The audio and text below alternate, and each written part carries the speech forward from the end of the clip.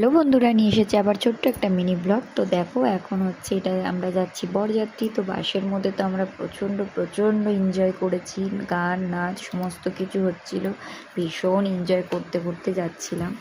তো যে কোনো জায়গায় যেতে গেলে আনন্দটাই মেন। জীবনে মানুষ পৃথিবীতে জন্মই নিয়েছে আনন্দ করার জন্য, বাট কিছু কিছু মূর্খ মানুষ আছে যে জীবনটা নষ্ট করে শুধু অন্যের পিছনে লাগার জন্য। তো এইসব কথা বাদ দাও।